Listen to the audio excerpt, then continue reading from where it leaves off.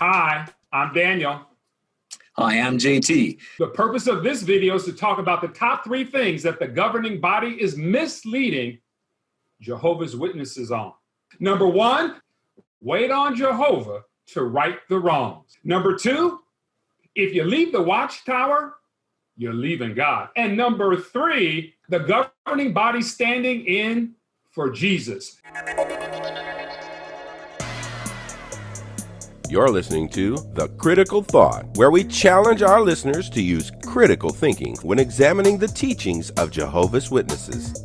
Okay, JT, let's start with number 1. Wait on Jehovah to right the wrongs. Talk to me. Well, there are many different aspects of this concept of wait on Jehovah. When a witness starts waking up and they begin to share what they're finding out with someone in the congregation, maybe their husband, their wife, children, whatever, you typically will get 2 responses, typically. You'll get the witness who will just simply shut down, no, this is wrong, these are lies, and they'll just go on and on and on and on. They don't want to hear nothing. That's the unprofessional Jehovah's Witness. The professional Jehovah's Witness, the one who is politically correct, what he will do is he will oftentimes acknowledge what you're saying. Yes, that is true, brother. Because that's the way it was with me. When I got ready to talk to people, I literally had no one who said, JT, that's a lie. That was a lie, JT. That's just a lie. No. Everyone I talked to was, yes, the brothers, they have oftentimes gone beyond things that they need to go beyond, but that's why we need to wait on Jehovah. And so all of a sudden, they don't deny that what they're teaching is wrong. They don't deny that it was never in the Bible. They simply tell you now, wait on Jehovah.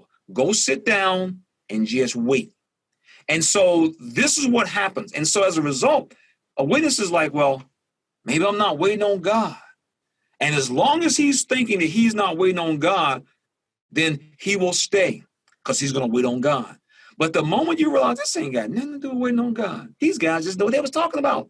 They just didn't know what they was talking about. They made this up. Once you reach that point in your life, man, you're like, I can't do this no more. And so you realize it has nothing to do with waiting on Jehovah. So over the years, we've discussed in many videos, what has happened is they got the train rolling. It came out of the station. Now it's going down the hill and they can't stop it. And they don't want to stop it because it benefits them so well. And that's kind of where we kind of stuck with this organization. And so that's why many people are simply looking out the window and they're seeing we're going in the wrong direction down the track. And for myself and others that you and I know and people we've talked to, they made a decision, I got to get off this train. And that's what we did. We got off the train. Okay, JT, let's go to topic number 2. If you leave the watchtower, you are essentially leaving God. Tell me about how that's true. This has a tremendous impact on a lot of people. It causes some people to literally fall into depression because they have left Jehovah, is what they believe. We see it oftentimes in the comment section on our videos. People are still talking in the context of, I've left God, I've left Jehovah. Well, you didn't leave Jehovah, you didn't leave God. You left a Watchtower Bible and Tract Society, a publishing organization. That's what you left. And when people begin to understand what they have left, then it has a whole different viewpoint that they will have. And for some people, they never actually get over that. And they reach the point where they just feel, I am unworthy. I'm unworthy of even continuing to live. And that's when we hear about people who end up committing suicide because they actually still believe, even though they've left, that they have left God simply because they disagreed with a group of individuals out of the state of New York in the United States. It is absolutely amazing the power that a high control group can have on individuals. Okay. Well, JT, let's talk about that a little further. Now, certainly the individual may have these feelings in their head and their heart, depression and deep thoughts about sadness and escaping. But what about the Jehovah's Witness organization, the Watchtower, the culture that's created, shunning, character assassination, disfellowshipping? Is this an intentional strategy to put a witness that's thinking about leaving in that state? Or is this just kind of accidental culture that's been created over time? Actually, it is probably one of the Watchtower's greatest tools. People often ask the question, do you think that the Watchtower will ever get rid of the shunning policy, disfellowshipping and disassociation and lighten up, as it were, like they were many, many years ago. It was not as crushing as it is today. Today it is absolutely crushing. In fact, it's expanding. When you look at what is happening today, where even people who are missing too many meetings, you're not coming to enough meetings. Now, these individuals have been getting phone calls from family like, are you coming back to the Kingdom Hall? Regularly. Not once a month, but regularly. Well, if you're not, then I can't have anything to do with you. So they're actually expanding this entire culture of we will shut you out of any association, any contact with family. And they're allowing the witnesses to do it on an individual basis, which is kind of cool because then they don't have to take responsibility for it. They'll simply say, well, that was his mother. She decided that she didn't want to talk to her son anymore. But the reason the mother is taking that position is because that's what they've been talking to them about at a lot of their assemblies and meetings and just in general. This is the new culture.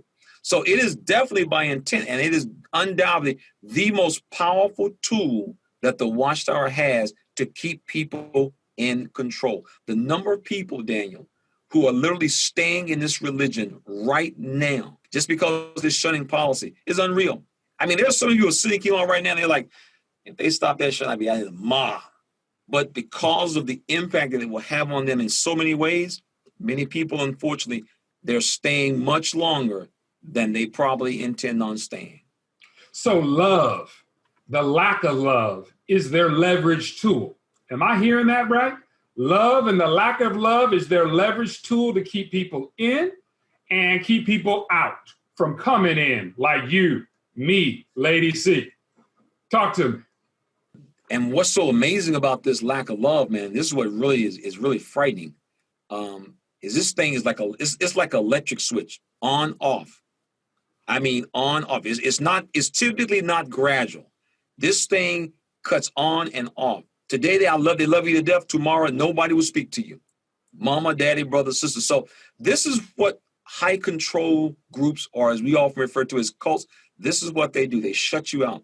And it's real painful, Daniel, because, as a Jehovah's Witness, especially if you are an active or you're trying to be a good witness, you literally have very little to do with people outside the organization. So the organization people are the only people you have, and now you're facing losing those. And man, it is painful. I mean, I tell people, read through the comment sections of not only our videos, but all the videos that you see that are being put on the internet, and people will share with you just how painful it is to have to call their parents pick up the phone, recognize their voice, and hang the phone up. I mean, it's unreal. I mean, it is literally unreal. So tell me then, when you were an elder, what were your thoughts on this leverage point about love and lack of love and turning the switch on and off? Did you catch this when you were back then? Well, that's a very good question. For the most part, you don't. And here's the reason why. The Watchtower teaches that disfellowshipping is a loving arrangement. And so here you're part of a group that is telling you that treating this person this way is a loving thing. And when you think about it, Daniel, it's really nothing new.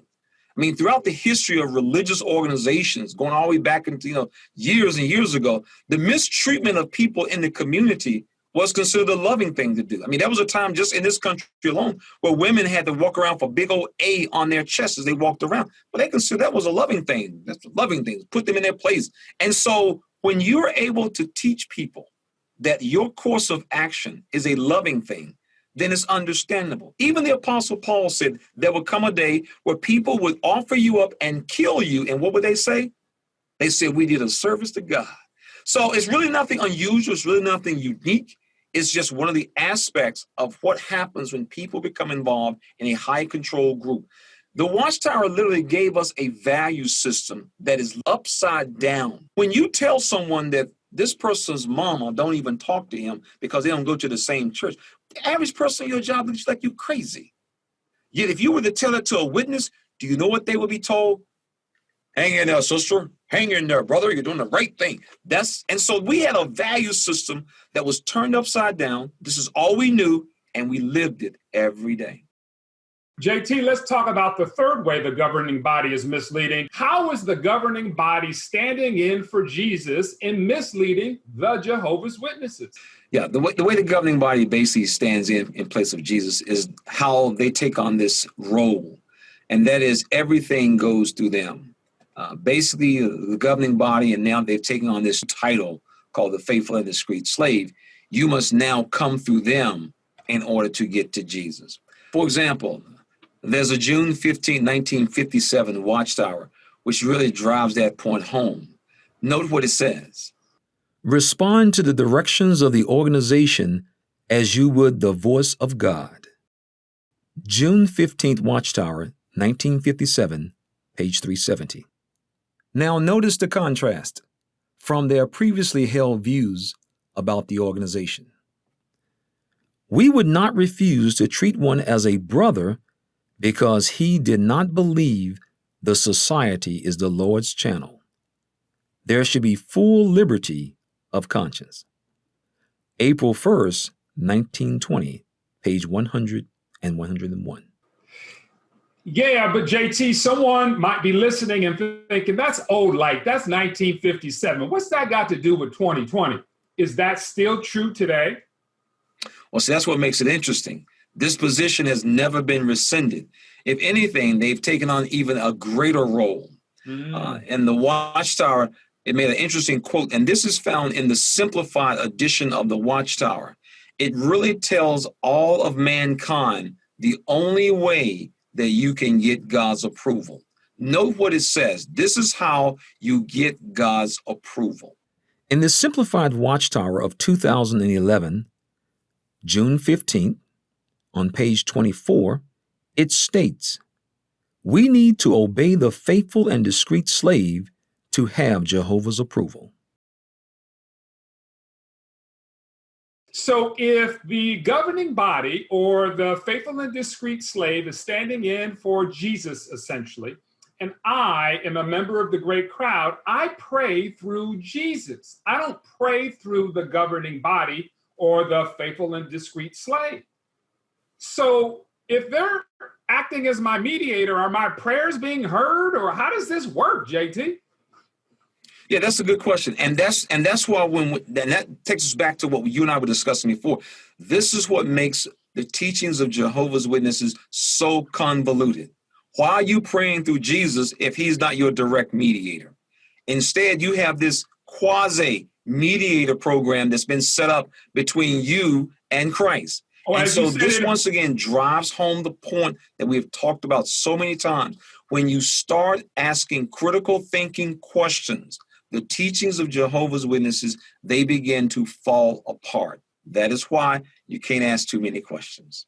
When you have convoluted teachings, it requires that they not be challenged, they not be questioned. Because the questions that you have raised are excellent questions. Well, what does it do about a person's sin? What does it do about a person when you say, I ask all these things through Jesus' name? It raises those questions. And if you were to ask a witness, they would simply respond the politically correct way by simply saying, well, Jesus is your mediator in a sense.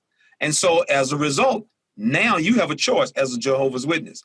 You can keep on pushing it, or you can just go back and be quiet and sit down. And that's what always happens to a Jehovah's Witness. It's very unfortunate. I mean, it is literally very unfortunate. So you're making excellent points about the three things that the governing body does that are misleading the Jehovah's Witnesses. We said, number one, wait on Jehovah to make things right. Number two, we said, if you leave the Watchtower, you're leaving Jehovah. And number three, governing body standing in for Jesus. Any final comments from you? You know, Daniel, it goes back to some of the videos we've done in the past as to why we want people to always be willing to ask questions, even questions you're not supposed to ask. Be sure to ask them. And the reason why is because understanding the role of the governing body, understanding the role of the faithful and discreet slave, and how they impact our lives as a witness is the key.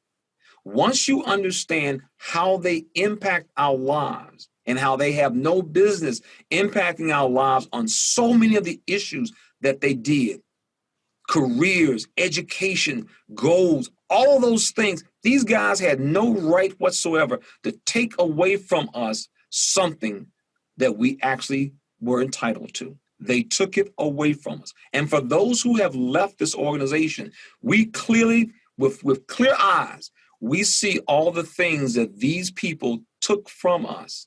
And now, for many of us, we're trying to catch up.